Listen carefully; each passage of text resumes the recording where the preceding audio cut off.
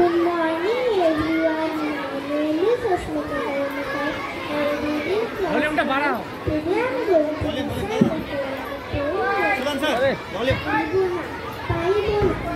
প্রসন্ন ঘোষ। পারিব না এ কথাটি বললিও না, কেন পারিব না তাহা ভাবো একবার। পাঁচজনে পারে যাহা তুমিও পারিবে তাহা, পারো কি না পারো করো যত না।